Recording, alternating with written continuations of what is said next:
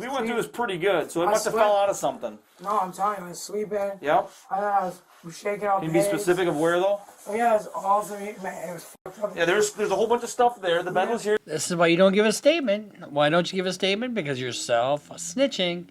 Bruce Rivers, he's the criminal lawyer. Bruce Rivers, he's the criminal lawyer. Bruce Rivers, he's the criminal lawyer. And what he do? And it's gonna react to all the self-snitching. Hi, this is Bruce Rivers. Welcome to another fun-filled episode of Criminal Lawyer Reacts. I'm Bruce Rivers, your board-certified criminal defense lawyer. Today, I am coming to you with my pearl-handled pistol cufflink, so graciously gifted to me by our content genius that you know as Michael Rivers. And so we're going to react to a conspiracy to commit murder here in my home state of Minnesota, in Duluth, Minnesota. But before we get to that, this is brought to you by eForms.com. eForms.com is a very effective way to avoid a high-priced lawyer when you need a document you can use in court. For example, I took away my grandma's moped because she got in a high-speed chase after getting a DUI. And so they were going to forfeit it, but it was in my name. So I took it away from her, and I got to sell it. So I went to eForms.com, downloaded a bill of sale, and now I sold it. And so it's in somebody else's name. If they don't change the title, guess what? I've got a bill of sale that protects me. So eForms.com is a very effective way to protect yourself and not spend a whole lot of money doing it. eForms.com. They're a great sponsor of our channel. You can get a power of attorney, rental agreement, bill of sale, business agreement, anything that you need, they've got for any kind of legal form. So you're protected. Okay, let's get into this. So what's a conspiracy? A conspiracy is an agreement between two or more people to commit a crime, and then all you have to have other than the agreement is one act in furtherance of the conspiracy.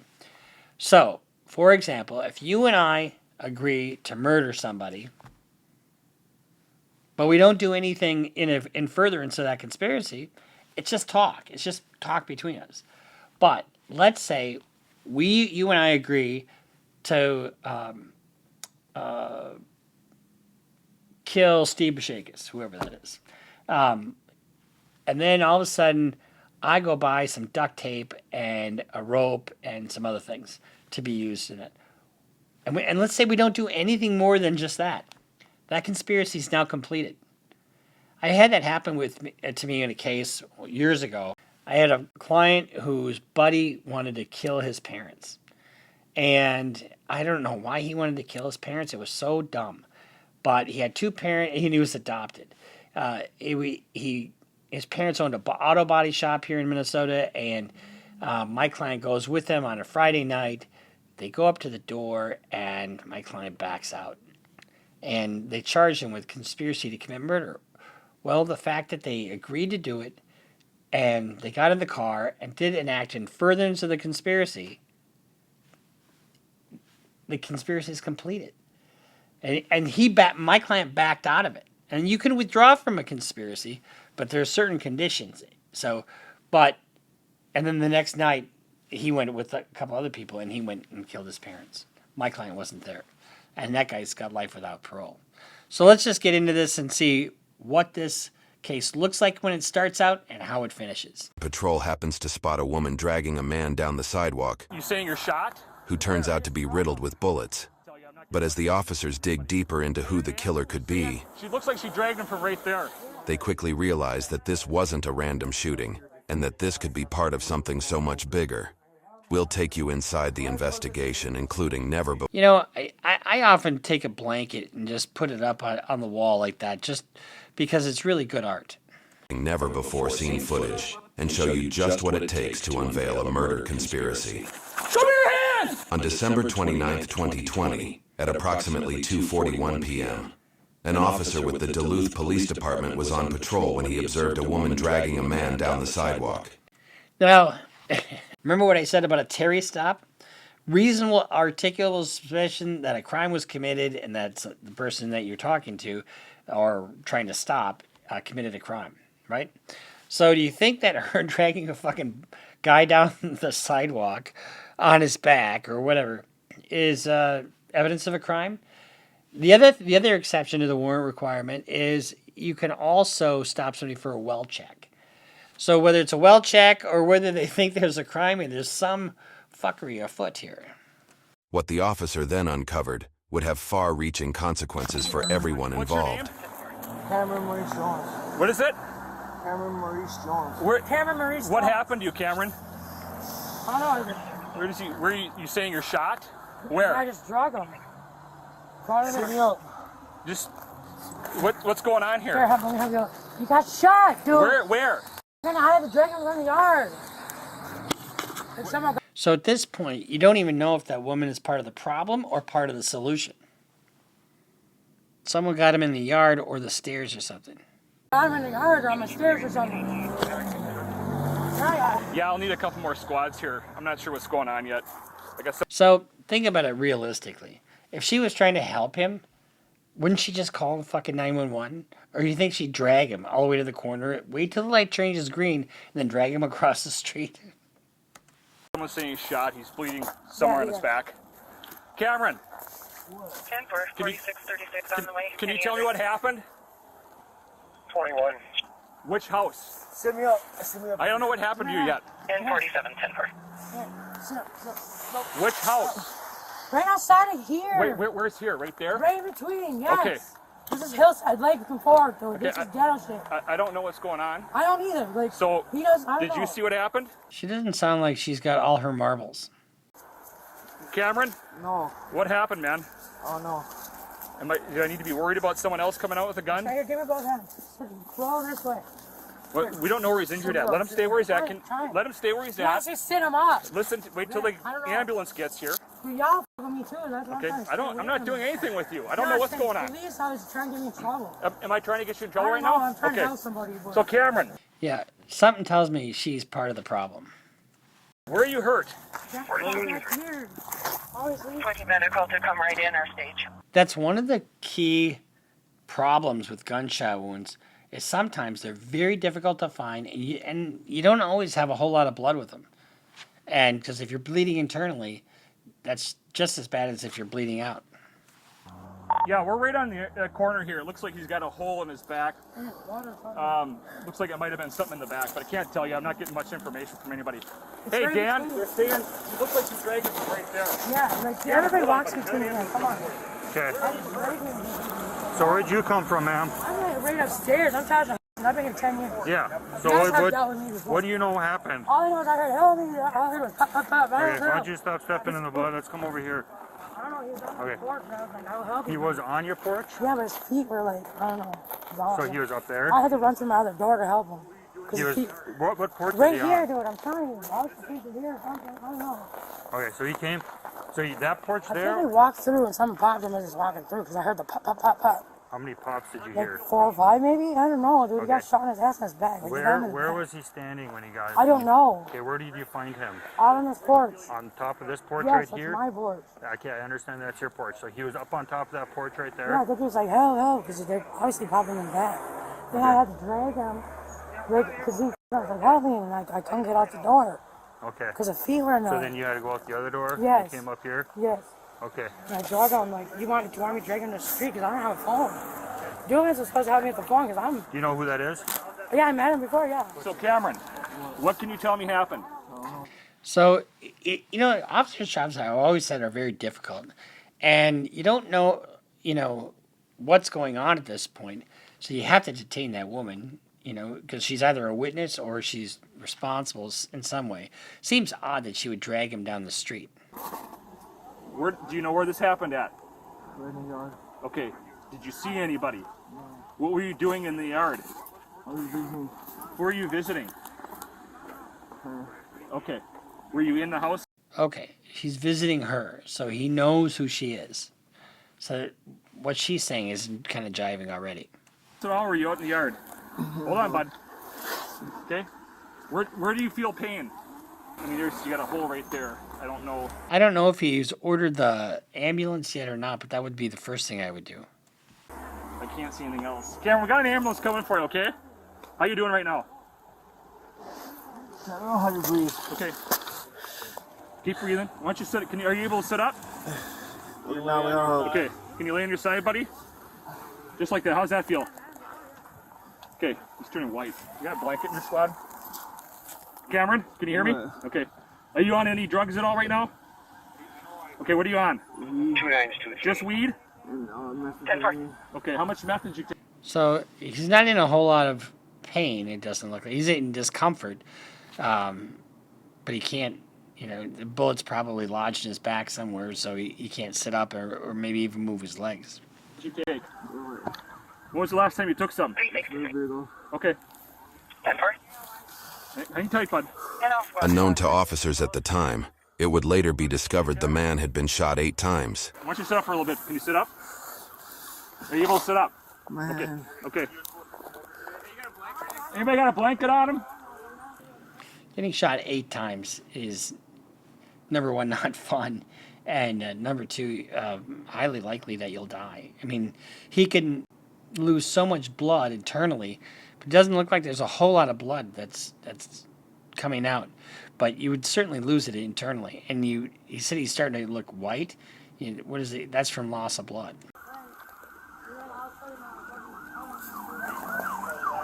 Get with. They're gonna need some help here. He was drugged from that yard. He can't tell me much. We're just trying to figure out what's going on here. Okay. I'm gonna go check if you're okay. Up here. Cameron, who are you in the yard with? Myself. Okay, how long were you there? I don't know, for like 5 minutes. Okay, so you were there for 5 minutes, and then what happened? So you were in the house. Yeah, I heard a pop, pop, pop, pop. You heard pop, You can pop, smell pop? it even because my windows have been open. You can Okay. smell the burn. I don't know if it's BBs or what. I heard the pops. Okay, you heard That's the it. pops and you heard multiple. Yeah, I heard like maybe 5. I don't know, 4 or 5. So apparently he was up on that porch, that wooden porch right Yeah, I don't here. like you guys going in my house though, but my door's open. This porch right here. Dude, I dropped him right here. This is where I was dragging him. I drag him, yes. No, it's just me. I'm the only one home. My door's open. So far, there's nobody else there. It's just her that's there. That can be a problem for her because if there's no other tracks or no way to establish somebody else was there to identify who the shooter might be, she becomes a suspect. I was locked. No, no, no. No, I don't deal with people. Okay. People rob me in my house. You guys know this shit. Okay. Yes. We don't have any idea what happened yet. We're not getting much information. How did you guys wind up So I'm driving by and she's dragging him down the sidewalk. And I need you to. Did someone talk to you yet? Yeah, I talked to you guys, but I'm going inside. It's freezing. Well, just wait here. We don't know what we got in that house yet. If this happened here, Yeah, 2 people in the back. Okay.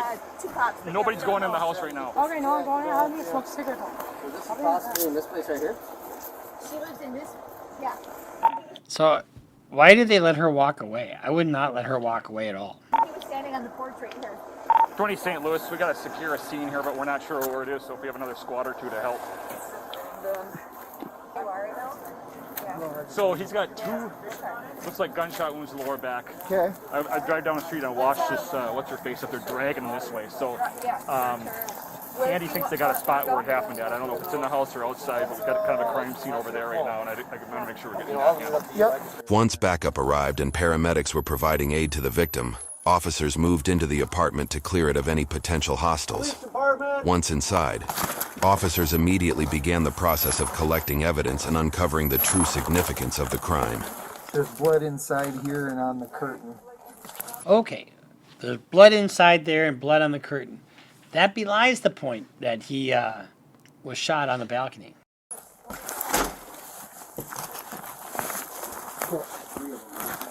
Okay. Police department!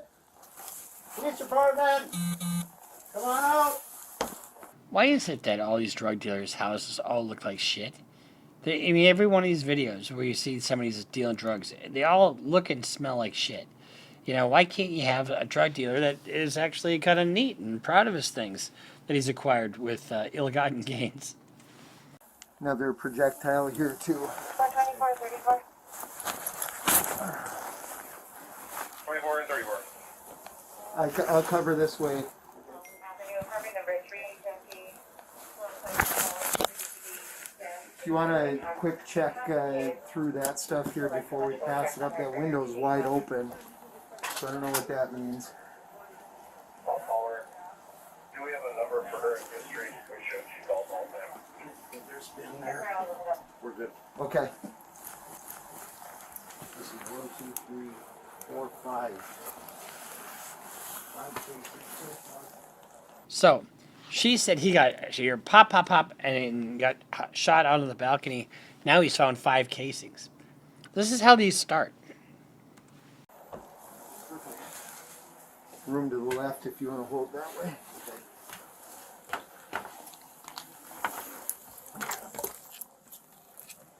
Police department, anyone in this bathroom?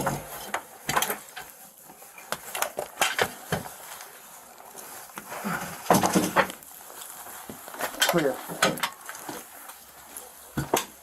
That's the other thing. You walk into a building like this, or a residence, you don't know what you're gonna find. We have shots fired. They haven't found the weapon yet, so there could be somebody still in the house with the weapon.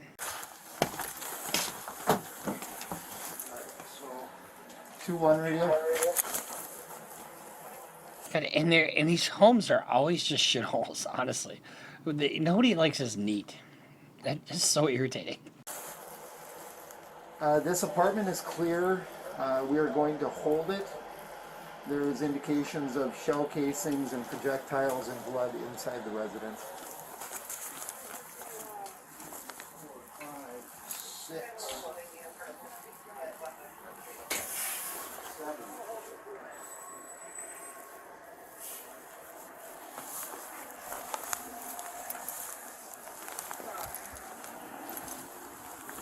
Hey Mike, so we got a scene in here. There's projectiles and casings and blood. This window was open, so I don't know if at any point anybody went out this window at all. So let's keep her out. In a follow-up interview, the woman who police saw dragging the victim down the sidewalk meticulously described the hours and minutes leading up to the brutal shooting. Each piece of information brought the scene into focus, until one bizarre clue threw everyone for a loop. So, you said that Cameron, how do you know him? I just met him yesterday. Like, how'd you meet him? I met him through my friend Jojo. If he leaves around noon, he comes back around 1 or 1:30? I don't know, because I remember the shooting happened like right away almost. Except it wasn't right away. He called people on the phone. Someone was, I didn't pay attention because I was cleaning up. Yeah. Someone meeting up. I didn't hear where he said to meet up, but they said, "Bet I'll come to you" or something. So he comes in with the lunch. Does he leave again before the shooting? He's here the whole time? Yeah. And then does anyone else come in before the shooting? Like That's Jojo? No, all I heard was like a click of the screen door. You know, I was let him in. So it's quiet. And he calls someone, and you hear him talking to someone on the phone? Yeah, like they're supposed to meet up. Could you hear the voice of who he's talking to? I think it was male or female? Female. Okay, and they said, like, So she's giving this statement, and it may or may not be helpful to her, but the reason you don't give a statement is because you don't know what they know, and you don't know how it's going to come out on the stand. The first time anybody hears anything should be on the stand, and the reason that is because you're uncross-examinable at that point, unless there's some other facts, that don't comport with your testimony, but you don't have a prior statement for them to react to. I came in here, so I came over at this place, and it was quiet, and after a while, then also I heard pop, pop, pop, pop. so it sounds like he's calling her, tells her to come over here. Oh yeah, I was gonna give you guys this. This is thrown on top of him. Oh, on top of him? Yeah, that's how I know right here. A rose was found on top of him? Yes. Like where on him? Oh no, you can tell it's thrown on top of him, because I didn't find the vine cut. Well, when you walked in here, he was on the bed, right? No, he was on the floor, and the room was just up. Okay. Remember? And you guys had to go through it? We did, but was the room like that before those people came here? No, but this is his. This was falling on top of, I know they threw it on top of him after they shot him. Because obviously... That wasn't there before, is what you're This saying? wasn't in this room, and the vine's cut even. I found it even in the garbage. Like, the vine and everything, and the rose petals. Which like, garbage? that girl, remember when I told you that... told everybody that girl came this way and then back this way? Mm-hmm. There's a bunch of IDs and sheriff officer shit right there. Mm-hmm. Yeah, that I know that we guy. found that. I know that native guy. Anyways, she went this way, and then I found the vine and everything on my collar, and I find my microwave. Then I find this in here. Come on. So you're saying you could hear more than one person walking up, you're saying? I didn't hear him walking up. All I heard was a swing of the door, and I know by the seconds it would open, it had been more than one person. No, I heard the shots. I thought he was flying. I ran outside because the window was open. That's how we got shot in the middle. This window was open? Yeah. Okay. That smells of gunpowder and everything. And so when you come in and find him, you don't see. I didn't find him. I ran outside first. Oh, you went outside the back? Yeah, and then outside I heard, help me, and I come in here and he was shot. You ran outside and came back in here. Yeah, and then I heard, help me, and I opened the thing and he's all up in here. Did you walk or did you have to carry him? Oh, he drug himself out. Like I think he's crawling up? paralyzed. Yeah. Yeah. Did you, paralyzed. so when you ran outside, did you see anyone outside? Did you see any vehicles? No vehicles, anything? nobody, nothing. Because I was like, boom, boom, like really fast. Yeah. Then I came in here and then I heard, help me. I'm like, what the f am I supposed to do? What did he say to you when you Well, this is where the blood spot was right here. It's Yeah, kind of see that. right here. You did a really good job cleaning. I Holy cleaned cow. That's impressive. Yeah, he's What did he say? Because I mean, he's got to He didn't say shit. He's just like, call an ambulance, help me. So none of this is making any sense. And the reason it's not making sense is because we don't have a reason for why there was a shooting in the first place. Did he tell you who shot No, him? I was like, what the f happened? Sure. And then he had already drugged himself that way. That's why the blood is like this. Because it's drip, drip, drip. Like he fell.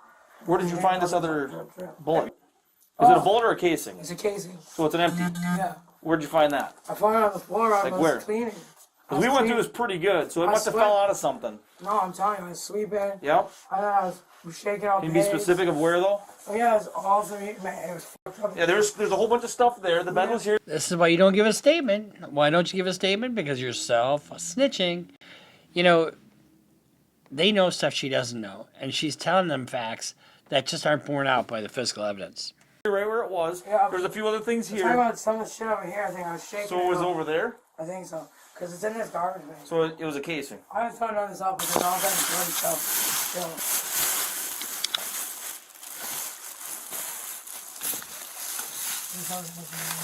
Cops have to dig through garbage all the time. It's just a thankless job. Here it is.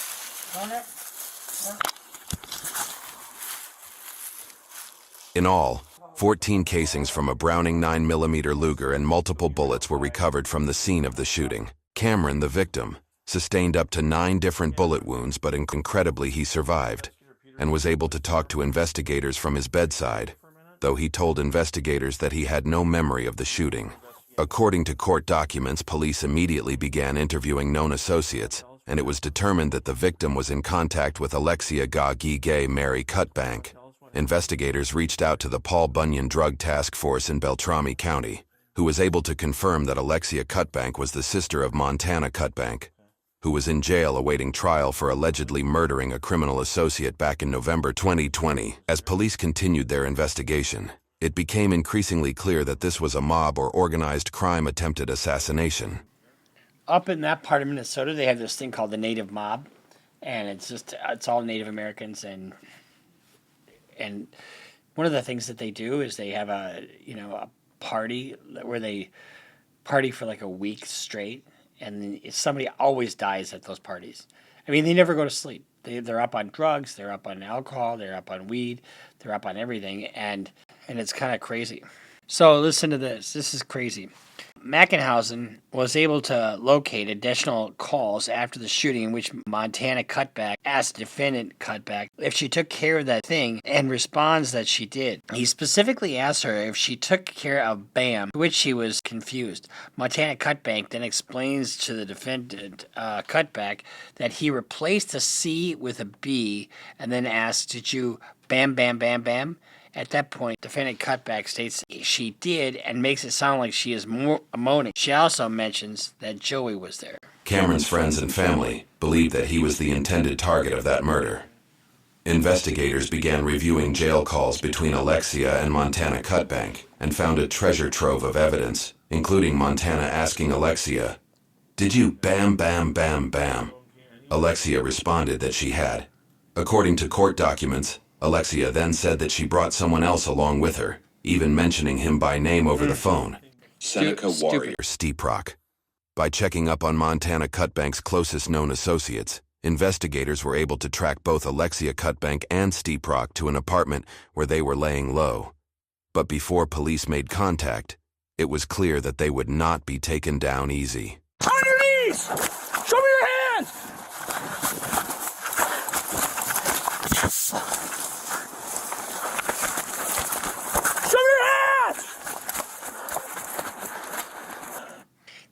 No matter what you say, the cops will not believe you in a heat of battle like this. Show me now! Hands out! Don't move! Do not move! Keep your hands where we can see them! Go ahead. Do not move! Alexia Cutbank was taken into custody without incident, and court documents indicate that she was in possession of a loaded 9mm handgun, the same caliber of handgun used in the attempted hit on Cameron. Huh. That's amazing. After a brief foot pursuit, Seneca Steeprock was also taken into custody, but not before he was able to bury his own 9mm handgun in the snow, which was found later by a K-9 unit. You know, it's never a good idea to bury something in the snow because once you do, snow melts and they'll find it. Or you can't dig down into the dirt sometimes because it's frozen. Alexia Cutbank was convicted of first-degree attempted murder and is currently serving a sentence of over 19 years. Seneca Steeprock was convicted of aiding and abetting attempted first-degree murder and being in the possession of a firearm as a convicted felon.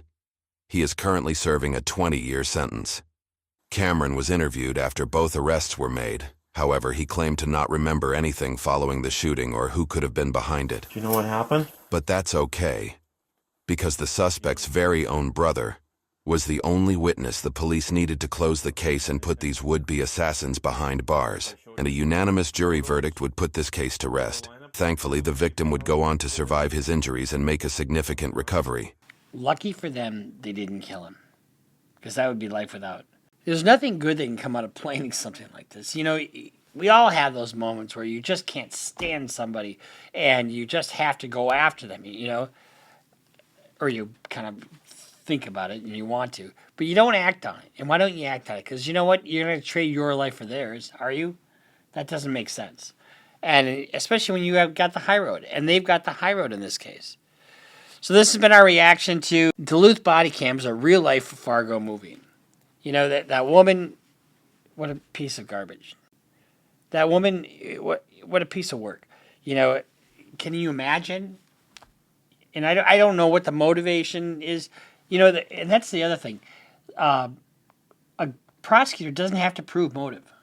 He's just got to prove that you were there and that you did it. And it's just tragic that somebody would do something like this. You know, I mean, but they almost always get caught.